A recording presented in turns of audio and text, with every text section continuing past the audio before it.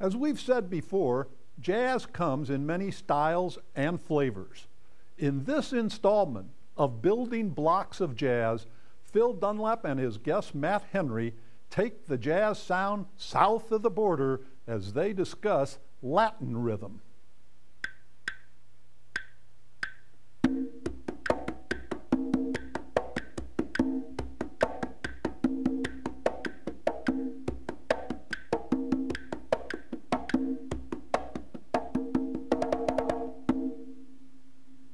Hello, and welcome to the Building Blocks of Jazz. My name is Phil Dunlap, and I'm the Director of Education for Jazz St. Louis.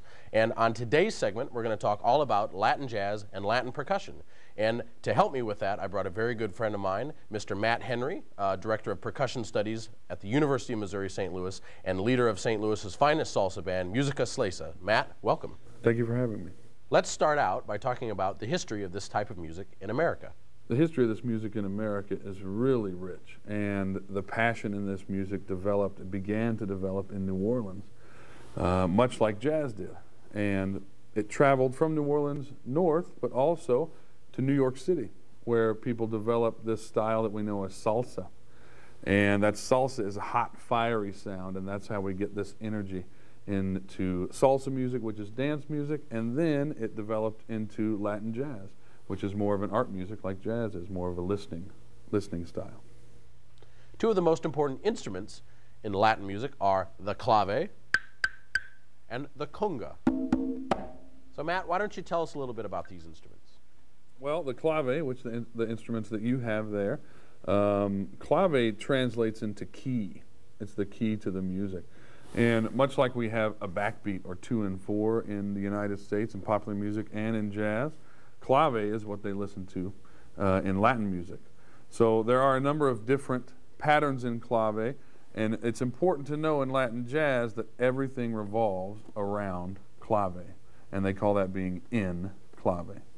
This instrument is the conga, and unlike the modern drum set, which developed in the last 100 years or so in this country, this instrument is much, much older, and we do not play it with sticks, we play it with hands. And how they do that is not necessarily simple, but you can see here that we have 3 different tones. One is the low tone, one is the open tone, and one is the slap, which is the loudest sound. And they use these 3 tones to combine and make melodies. And the melody that you heard on the introduction is called Tumbao, and it sounds like this. So that rhythm creates a melody. So Matt, why don't you show me how these are used? Absolutely. These are claves, as you know. There are 2 patterns on clave. We're going to talk about just one of them today.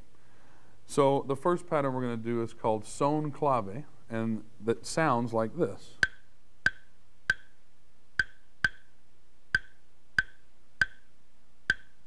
Now, that's Sone Clave. It's important to know that there are 2 ways to play Sone Clave.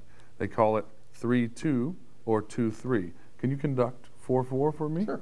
And I'll show you what 3-2 is. 1, 2, 3, 4. So there are 3 notes in the first measure, 2 in the second.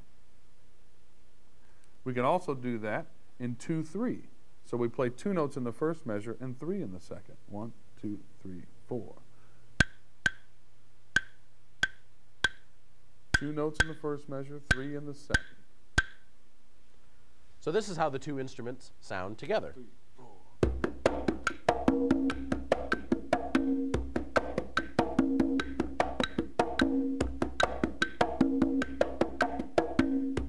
So thanks for joining us today on the Building Blocks of Jazz. Tune in next time, and we're going to talk about how these instruments and these rhythms translate into the modern-day drum set.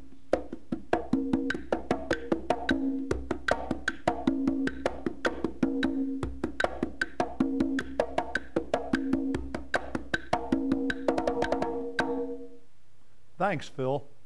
Jazz education and